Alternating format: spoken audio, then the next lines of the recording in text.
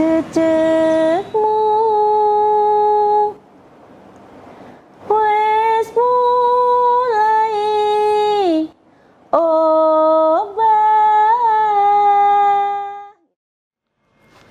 Assalamualaikum warahmatullahi wabarakatuh. Saat ini saya sedang berada di rumah dinas Bupati Bojonegoro, Hajah Ana Muawanah.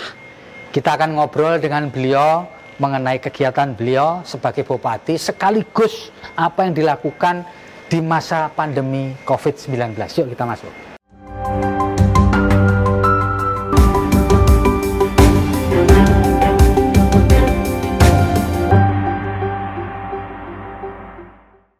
Ana Muawanah adalah politisi PKB yang menjabat sebagai Bupati Bojonegoro periode 2018-2023. Bupati Ana dan wakilnya Budi Irawanto dilantik oleh Gubernur Jatim Soekarwo di Gedung Geraha di Surabaya pada Senin 24 September 2018. Dalam kurun waktu 12 bulan, keduanya ingin menjadikan Bojonegoro sebagai sumber ekonomi kerakyatan, sosial budaya lokal untuk terwujudnya masyarakat yang beriman, sejahtera, dan berdaya saing. Sebelum memimpin Kabupaten Bojonegoro, Ana menjabat sebagai anggota DPR RI 2004 hingga 2018. Sejak 2004, periode pertama Ana terpilih sebagai anggota DPR RI, ia ditugaskan di Komisi 11 yang membidangi keuangan dan perbankan. Karenanya, Ana termasuk di antara legislator PKB yang memiliki pemahaman kebijakan fiskal. Pengalaman lain di bidang legislasi, lulusan Pascasarjana Universitas Trisakti ini pernah menjadi Wakil Ketua Komisi 4 DPR RI pada periode 2009 hingga 2014. Ana juga aktif dalam memperjuangkan kesejahteraan perempuan. Pada periode ketiga, yaitu 2014 hingga 2019, Ana ditugaskan kembali di Komisi 11. Namun, di bulan Juli 2016 dipindahkan bertugas di Komisi 1 DPR RI hingga 22 Januari 2018. Assalamualaikum warahmatullahi wabarakatuh. Sekarang saya bersama dengan seorang perempuan hebat, perempuan pertama yang memimpin Kabupaten Bojonegoro di Jawa Timur. Namanya Nyonya Hajah Ana Muawanah. Beliau adalah seorang tokoh, seorang politisi yang 3 periode menjadi anggota DPR pusat dari fraksi Kebangkitan Bangsa. Bu Ana, sehat hari ini, Bu? Sehat, alhamdulillah, Mas Febi. Iya. Bu Ana, bisa diceritakan nggak, Bu? Ketika Ibu menjadi bupati di Bojonegoro, kebetulan kita mengalami musibah sejak Maret 2020 sampai sekarang. Apa itu musibahnya adalah pandemi COVID-19. Apa yang Ibu rasakan ketika seluruh wilayah termasuk Bojonegoro termasuk wilayah pandemi COVID-19? Apa yang Ibu rasakan? Kalau yang rasakan secara umum ya, wah ini ada wabah, ini ada pandemik dan ini internasional. Yang kedua, waktu itu saya tidak berpikir akan cepat masuk ke Bojonegoro. Ya. Yang kedua, begitu tanggal 15 Maret, kami langsung kumpul dengan Forkompinda, dan akhirnya kita membuat langkah-langkah seperti kita membuat tim gugus depan. Bojonegoro adalah satu-satunya yang pertama kali membuat tim gugus pencegahan itu dari kabupaten, kecamatan, tingkat desa. Di tingkat desa itu kami libatkan sampai ke basis RT, termasuk Mas dan sebagainya. Nah, akhirnya itu bergulir dan sebagainya. Akhirnya yang kedua kami juga melakukan evaluasi intens terhadap perkembangan COVID yang ada di Bojonegoro. Sejauh ini Bojonegoro belum pernah menjadi saya black area ya. Terakhir itu misal red, kemudian menjadi lagi misal pindah lagi ke orange, lagi ke kuning dan sebagainya. Dan tapi red pernah ya, Bu ya? Red kemarin baru, Januari baru red. Itu betul-betul lagi TT hampir penuh tempat tidur. Kami sampai menggunakan tempat tidur yang di luar rumah sakit. Contohnya kita punya resort milik Pemkab, kami gunakan untuk tempat sementara yang mereka tidak harus pergi diisolasi di rumah sakit. Menurut evaluasi itu red itu gara-garanya apa, Bu? Pemicunya apa nih? Biasanya satu, mungkin masyarakat belum tidak patuh dengan protokol COVID. Contohnya misal di saat musim libur panjang, istilah Harpitnas, Hari Kecepatan Nasional, itu masyarakat berbondong-bondong melaksanakan kegiatan yang mungkin tidak mengindahkan protokol COVID, termasuk jumlah dan sebagainya. Kalau kita lihat trennya, begitu ada Harpitnas, mereka banyak keluar kota, begitu datang itu 2 minggu lagi itu naik. Pasti naik angkanya. Pasti naik angkanya dan sebagainya. Nah, di situ tentunya kami juga patuh terhadap instruksi pusat, provinsi, bahkan dari misal Pak Kapolri, Pak Kapolda, Pak Pangdam, Bu Gubernur, sebagainya kami ikutin patuh. Bahkan kami sering sekali melakukan rapat koordinasi untuk evaluasi. Nah sekarang kondisi Bojonegoro sudah masuk kuning. Kuning ya. Ini kami evaluasi setiap 2 minggu dan kalau kuning ini agak sedikit dilonggarkan, tapi kita masih melaksanakan terhadap misal pencegahan justisi. Kami masih justisi terus melakukan operasi di lapangan untuk berkampanye terhadap 3M. Menegakkan program 3M ya 3M, Bu ya? 3M. Pakai masker, cuci tangan, menjaga jarak ya. Bu Ana, nah selama proses menangani pandemi ini, ada nggak punya cerita unik nggak Ibu? Selama menangani pandemi itu ada cerita unik nggak? Pasti kan? Kita ngurusin banyak orang kan Bu ya? Ada cerita unik nggak Bu? Ya pertama waktu Maret April itu itu kami tentunya klaster dulu, klaster kafe, warung yang nongkrong sampai jam 1 malam, jam 2 malam. Itu kami obrak-obrak, ayo pandemi tutup. Terus ada yang nyeletuk, Bu memangnya pandemi keluarnya malam saja. Nah itu. Iya. Sampai IG saya itu banyak yang komentari memangnya COVID itu keluarnya malam Bu gitu. Tapi saya bilang ya karena malam tuh orang nongkrong gitu loh. Yang siang kan orang bekerja, kalau malam kan orang nongkrong. Nanti saat malam bisa operasi itulah mereka memangnya malam saja COVID keluar katanya gitu. Nah itu contohnya. Kemudian yang kedua adalah saya menemukan misal orang yang dengan sukarela yang ingin ketemu sama keluarganya, itu kami isolasi di shelter-shelter desa 2 minggu. Dan mereka mau, yang datang dari Kalimantan, dari Sulawesi, mau lebaran itu, kami masing-masing desa membuat shelter dan kita isolasi, mereka mau. Itu suatu, kami tergugah ya, begitunya mereka datang jauh untuk silaturahmi dengan keluarga. Karena ada pandemik, saya minta untuk tetap patuh protokol warga untuk mau diisolasi kalau mau ketemu keluarganya. Dan itu membuat saya agak sedikit terenyuh sih sebenarnya. Bu, selama menangani COVID, Ibu pernah nggak mendapati warga Ibu yang nggak percaya COVID ini banyak, ada nggak? Banyak. Apa Bu ceritanya kok sampai nggak percaya gimana? Bisa Ibu ceritakan? Ya, biasanya kalau nyelotok begini, Bu daripada saya di rumah terkungkung Bu, nanti saya mati dengan sendirinya gitu. Oh mati ya sudah Bu katanya. Terus kemudian masa saya nggak percaya terhadap apa itu COVID? Lah saya bilang kalau kamu nggak percaya, kenapa kalau badan kamu ngilu-ngilu kamu ke dokter? Saya bilang, kamu percaya nggak itu gara-gara apa gitu kan? Mereka akhirnya diam. Kalau kamu kepala pusing berat, kenapa kamu datang ke dokter? Itu kelihatan nggak barangnya? Kan nggak kelihatan, hanya dirasakan itu kepalanya pusing. Nah banyak sih warga yang tidak percaya, kemudian seolah-olah ada pasrah tanda kutip ya sambil bergurau atau mungkin mati urip kersane Gusti gitu ya. Saya bilang gini, kalau gitu nggak usah ngajak-ngajak yang lain Pak, tak bilang gitu aja. Tapi sejauh ini masyarakat kami patuh. Bahkan minggu kemarin kami sudah posisi kuning dan kabupaten lain masih oranye. Jadi menandakan kami patuh dan tentunya Forkombinda, Pak Dandim, Pak Kajari, Pak Kapolres kita kerja kompak untuk terus pencegahan ini dan kami dibantu Satpol PP di lapangan, termasuk juga kalau di tingkat kecamatan ada dan Ramil, ada Kapolsek dan jajarannya gitu. Bu, satu di antara ikhtiar selain 3M itu adalah vaksinasi yang dilakukan pemerintah mulai 13 Januari lalu, dimulai dari Presiden Republik Indonesia, lalu kemudian sejumlah pejabat. Nah, terkait dengan vaksinasi, apakah Ibu pernah mendengar atau memantau di wilayah Kabupaten Bojonegoro orang yang nggak percaya vaksin, orang yang menolak, orang yang meyakini bahwa vaksin itu tidak akan membawa pengaruh apapun? Jadi ada, jangankan jauh-jauh di grup sendiri itu ada. Vaksin begini, nanti ada yang bilang begini, makanya membuat orang takut. Terus ada yang nyeletuk begini, nyeletuk.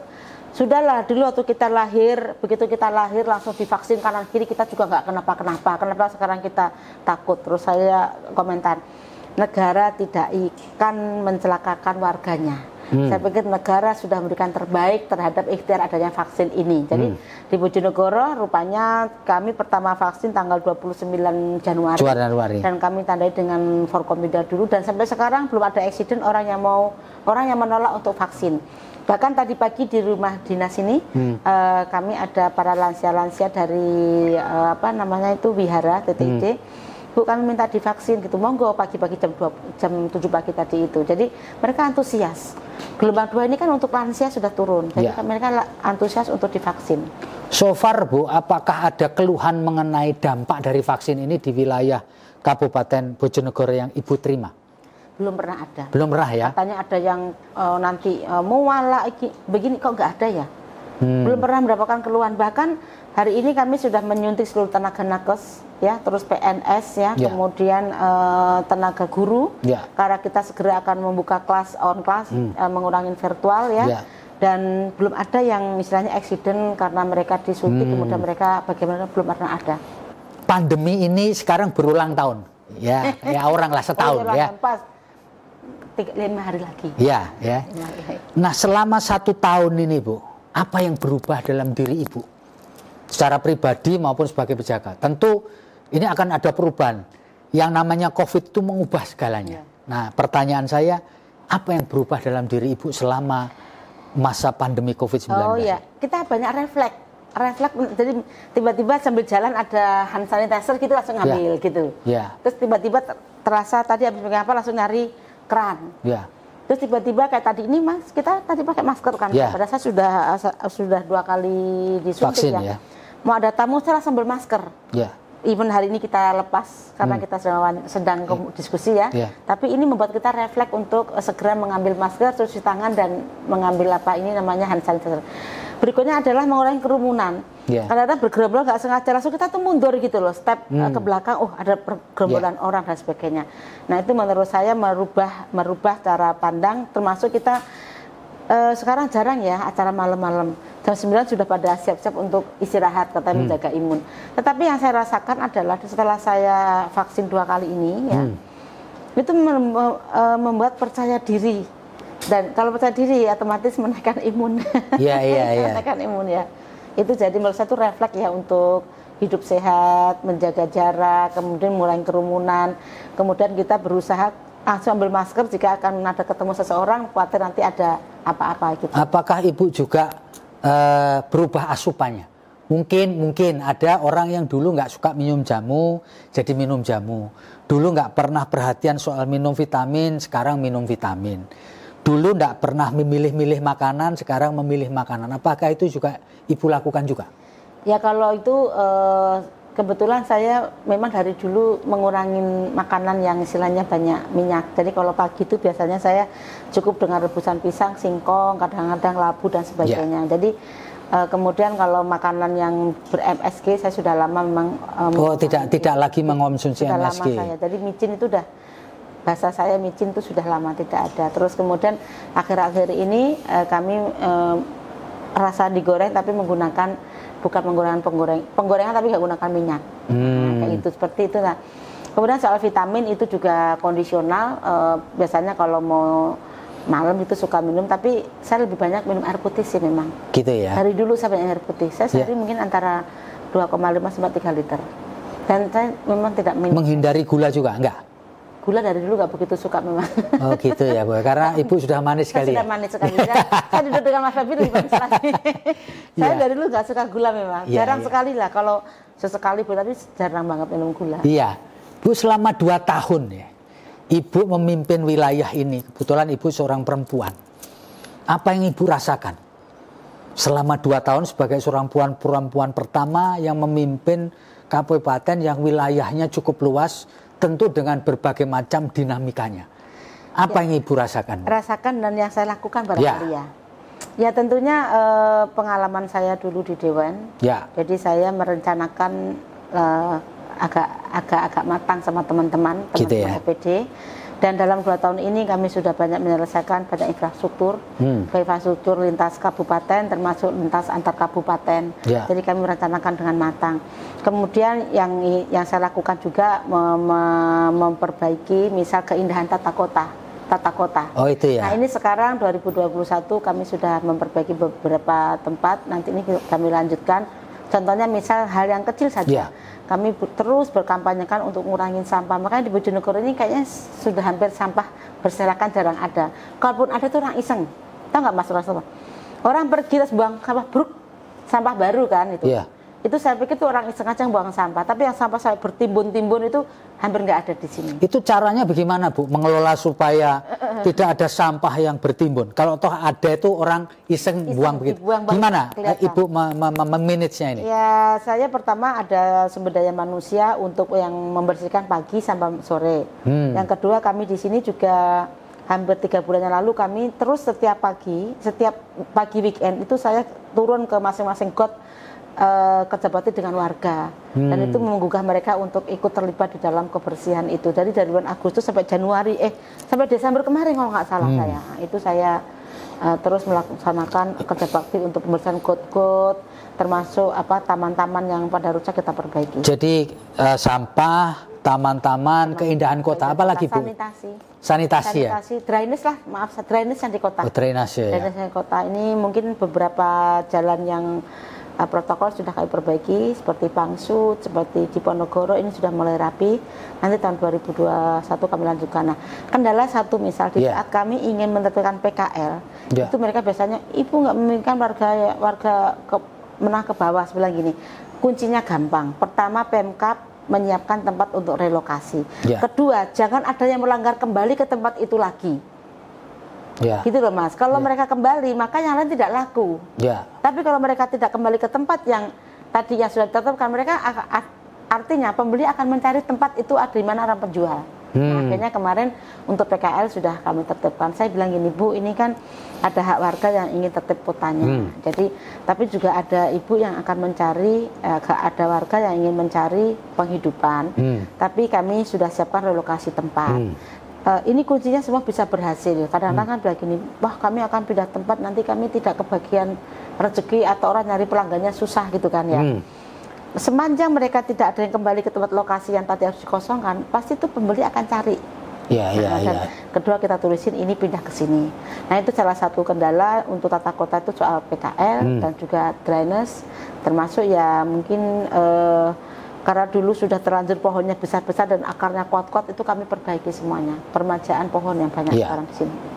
Ibu pernah berpengalaman 3 periode menjadi anggota parlemen di Jakarta, artinya di DPRD. Dan sebagian besar waktu Ibu adalah ngurusi bidang finance atau keuangan. Bahkan Ibu juga tercatat pernah menjadi anggota Pansus Bank Senturi kalau nggak salah.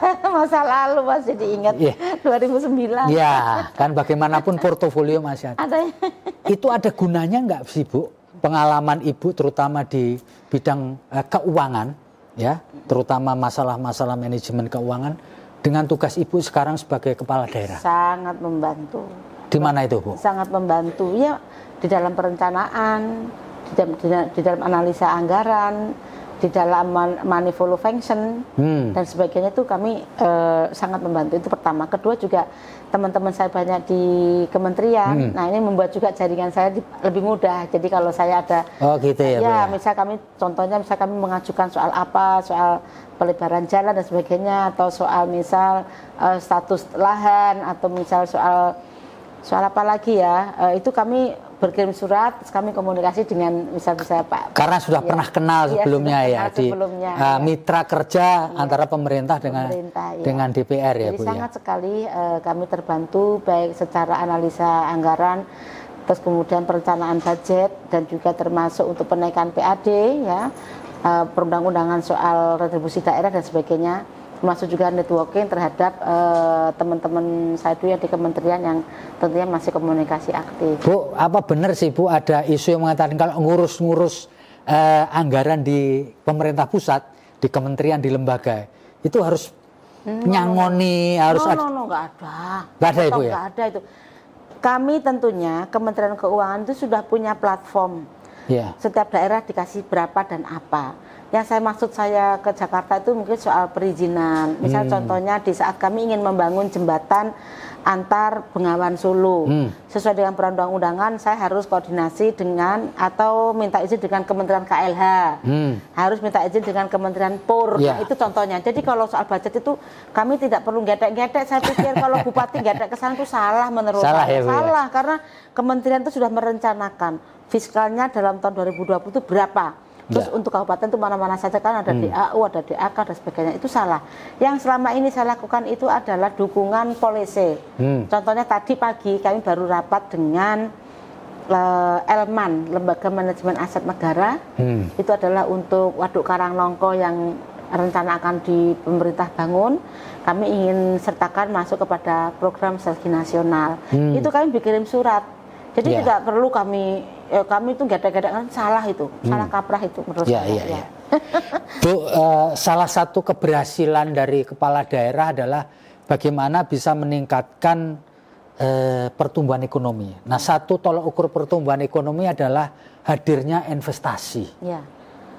Apa punya kiat tertentu Bu untuk orang mau berinvestasi ke wilayah Kabupaten Bojonegoro supaya roda perekonomiannya kan jalan? Kalau tidak investasi kan stuck Bu ya.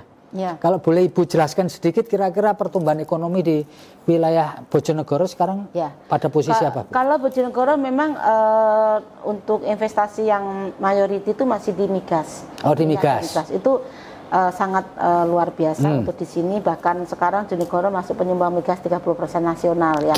Nah, tetapi kan trickle down efeknya kita juga sudah mulai. Nah, memang dibandingkan dengan kabupaten lain yang border area dengan misal seperti di perkota itu lebih dekat dengan ada bandara dan sebagainya. Kami di sini juga ada misal angkutan kereta api yang mempercepat terhadap mobilisasi masyarakat dan sebagainya. Nah, investasi kedua adalah permudahan izin. Nah, permudahan izin ini biasanya banyak kendala kita di tata ruang.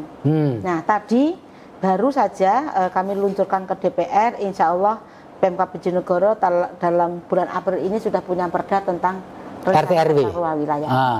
Dan ini harusnya sudah direview 2016, waktu itu belum sempat, sehingga sekarang kami baru akan review RT/RW 2021-2041. Itu untuk memperjelas wilayah mana yang bisa dan di sana ada pariwisata, ada lahan pertanian berkelanjutan yang tidak bisa dikotak-katik, ada lahan pertambangan, ada lahan industri.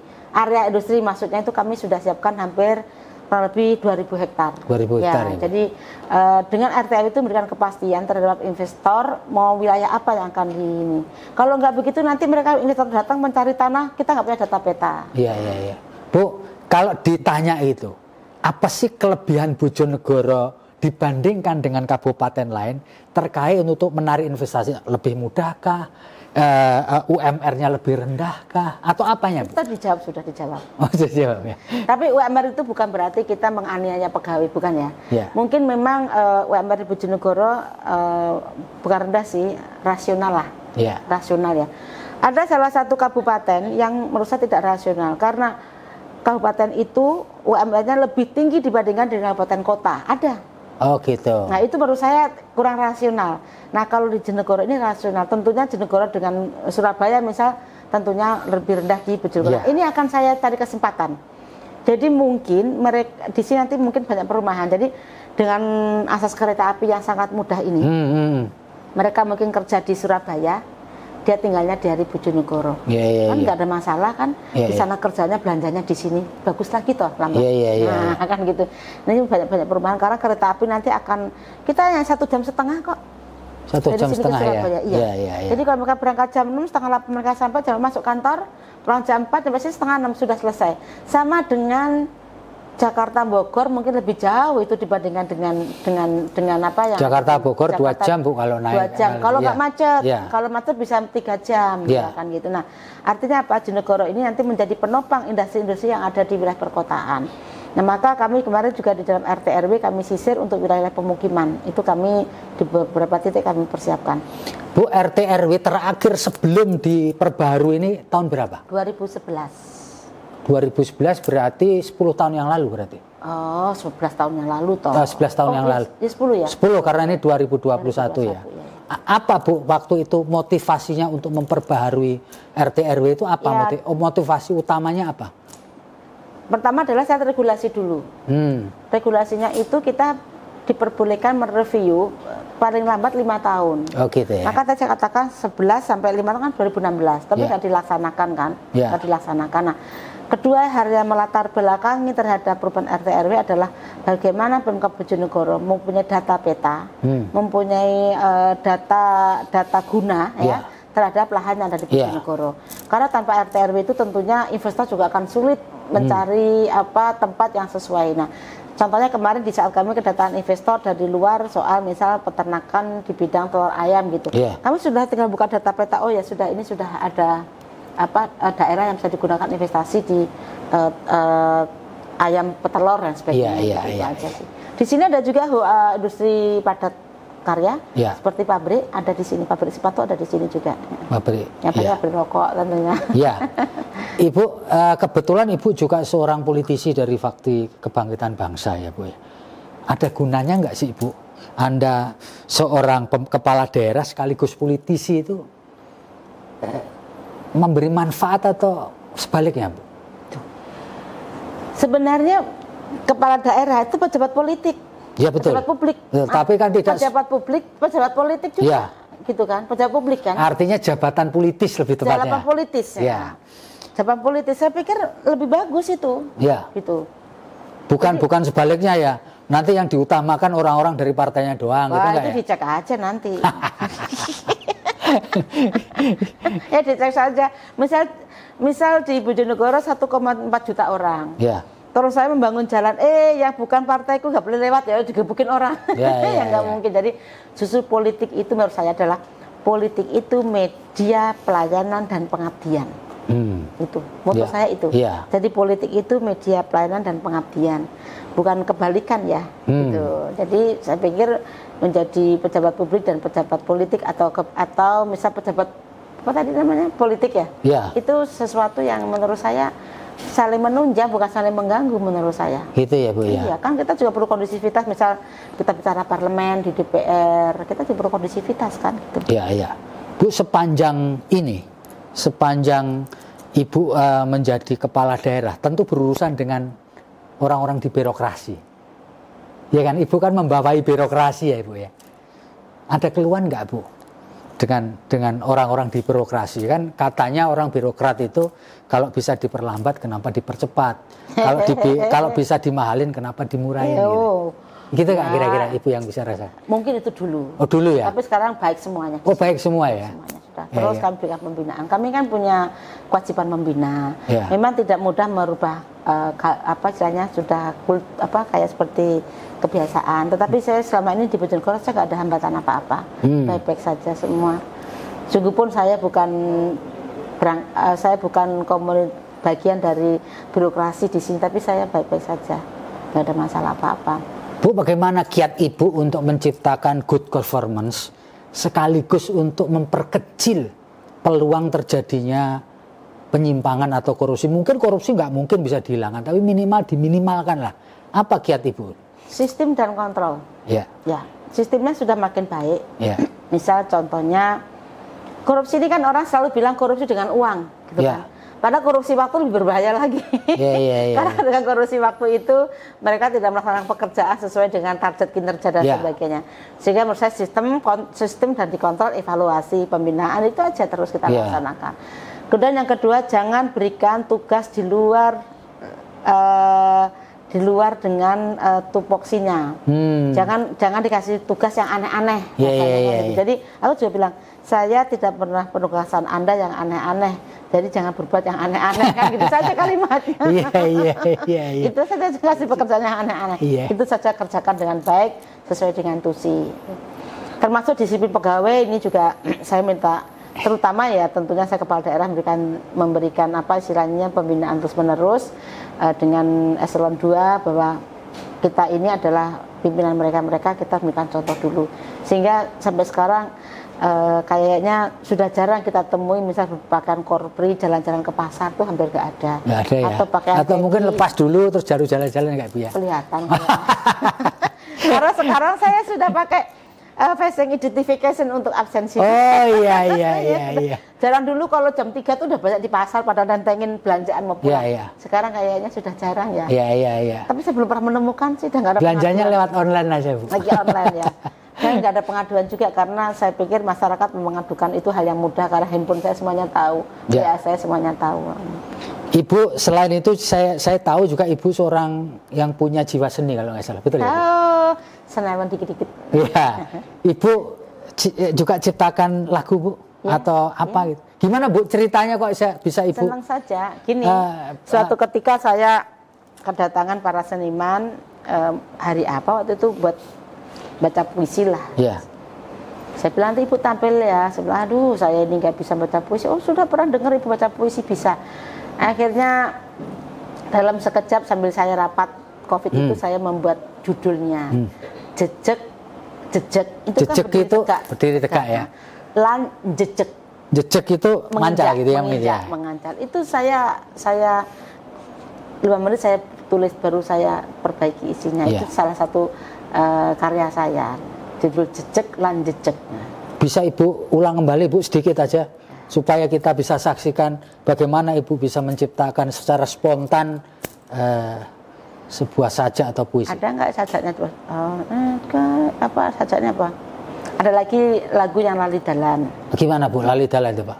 Urip kaya dening numpak gajah, kabeh disasa, kabeh ditabrak, kabeh diterak, gitu. Itu depannya. Kalau yang jejak itu apa ya? Itu ada suluknya, Mas, susah. Tahu nggak apa ya? Ya. Jejakmu wes mulai obah, gitu. Itu jejakmu sudah mulai obah. Ya. Apa maksudnya, Bu? Ya kamu tuh sudah gak ada pendirian gitu loh. Oh, goyah gitu ya. Goyah. Pateng sentiut lan noyong. Pateng sentiung yang doang-doang artinya udah nggak jelas gitu. Gitu. Nah, ketika menciptakan kalimat-kalimat itu, Ibu harus dalam kondisi apa? Dalam kondisi tenang atau dalam kondisi galau atau dalam kondisi apa Ibu sering menciptakan kalimat-kalimat seperti itu? Saya termasuk tipe orang dengan kondisi apapun bisa melakukan refleks. Oh, tidak harus tenang gitu, enggak. Ya. Sambil sibuk pun saya masih bisa ngetik untuk sesuatu. Jadi sampai sekarang Ibu karyanya sudah berapa banyak nih, Bu? Kira-kira aja. Baru mau 3. Oh, baru mau 3. Iya. Baru mau 3. Tapi Ibu bisa main musik juga? Enggak, saya. Alat musik enggak ya? Alat musik saya dikit-dikit, tapi sudah lupa banget kapan digunakan. Saya hanya vokal pun saya juga nggak sempurna. Oh, ya, gitu. tadi itu yang didengarkan kan. Oh, gitu. Jangan bilang sumbang karena saya bukan penyanyi. Enggak juga, Bu. Bagus juga, Bu. Untuk apa ya? Ini bagian dari hidup ya, Bu ya. Tadi belum saya terusin kan tadi kan. Syair saya belum tak terusin kan. Ya, tak gimana? Terusin dulu ya. Ya, gimana itu, Bu? Jejeg kono kene, jejeg kanca dhewe, golek saanane golekan, saanane golekan, go jejeg. Jadi orang itu kalau sudah lupa daratan, itu pokoknya makan teman tuh hal yang biasa. Jangan bilang polisi makan teman loh, enggak loh. Polisi juga makan teman loh. Ya. Politisi itu bersahabat. Iya. Kalau yang makan teman itu hanya oknum. Iya. Itu tadi artinya jejeg konco itu artinya mengorbankan teman untuk dirinya sendiri. Ya, sampai dia ingin naik pun, kalau dia mau naik itu nginjak teman di bawahnya. Gitu. Itu berdasarkan pengalaman Ibu sendiri yang pernah lihat atau bagaimana? Enggak lah, ini kan karya saja. Ya. Oh, karya. Banyak juga yang saya lihat, misal orang ingin maju nonjol nginjek temennya, ingin mendapat nilai baik memfitnah temannya gitu ya. Terus menduga orang lain salah, seolah-olah mereka yang benar gitu. Aja. Sebenarnya itu refleks saja saya sih. Bu, selama menjadi kepala daerah pernah nggak Ibu galau? Galau itu nggak merasa aku ki orang lakoni kayak gini tapi diomongnya kayak begini. Oh, itu biasa. Tapi biasa, tapi nggak pernah sampai ke tingkat galau gitu kan? Enggak pernah. Saya bahkan bilang gini, persoalan apapun ini bukan persoalan, ini tugas kita selesaikan. Misalnya gini, seseorang yang merasa, waduh saya galau ini karena ini, loh jangan bilang galau karena Anda di situ maka tugasmu itu, sehingga itu harus diselesaikan dengan tugas itu. Nah, saya nggak pernah galau. Saya termasuk orang yang, oh ya begitu ya, terus saya cari solusinya gitu. Jadi sepanjang ini nggak pernah merasakan galau sampai merasa orang kok nggak respect sama saya, nggak nyampe gitu Bu ya? Enggak berpikir begitu saya. Ya. Saya bilang begini aja, tidak ada orang yang akan respect saya dengan 100%. Ya. Tidak ada orang yang mereject saya 100%. Ya. Jadi yang membuat saya galau saya lupakan dan saya akan fokus kepada pelayanan, gitu aja. Gampang kan? Ya. Ibu, saya ingin Ibu memberikan closing statement kepada para pembaca kita. Dalam posisi kita masih dalam situasi pandemi yang kita tidak tahu sampai kapan ini akan berakhir. Monggo silakan Bu untuk memberikan closing statement terkait dengan kondisi kita saat ini supaya kuat Bu kita. Baik, assalamualaikum warahmatullahi wabarakatuh. Bagi seluruh warga, bahwa pandemik ini sungguh-sungguh nyata, pandemik ini sungguh-sungguh ada efeknya. Maka dengan hampir 1 tahun masa pandemik ini, kami mengajak semuanya tetap terhadap patuhi protokol COVID, 3M, jaga jarak, bermasker dan juga mencuci tangan. Yang kedua, buat pikiran happy sehappy mungkin. Jadi kalau ada beban berat, menurutnya itu jangan dibuat beban berat, itu adalah bagian dari tugas dan harus diselesaikan. Dan kemudian jaga kesehatan, minum air putih yang banyak, ini juga yang sudah saya lakukan. Mudah-mudahan pandemik ini bisa segera sirna, termasuk moga-moga dengan hidup sehat itu bisa menambah imunitas kita sehingga virus yang datang bisa kita tolak dari daya tahan tubuh kita sendiri. Dan sekali lagi, sungguh pun kondisi pandemik kita tidak boleh tidak produktif. Sungguh pun kondisi pandemik kita terus berinovasi untuk lebih produktif. Sudah. Demikian, terima kasih Ibu Bupati Bojonegoro Hajah Ana Muawanah yang telah bersama-sama dengan kita ngobrol panjang. Ya, tentu semoga ini berguna buat kita semua dan harapan kita bersama pandemi ini akan cepat berlalu. Terima kasih Bu Ana. Mas Febi, Sami, makasih. Ya, sukses Ibu untuk tugas-tugas ke depan. Jalan-jalan dulu ke Bojonegoro, dilihat jalan-jalannya semuanya. Ya. Oke, saya Febi Mahendra, pemimpin redaksi Harian Surya, sekaligus Direktur Pemberitaan Tribun Network, mohon diri. Assalamualaikum warahmatullahi wabarakatuh. Salam sehat. Terima kasih sudah nonton. Jangan lupa like, subscribe, dan share ya.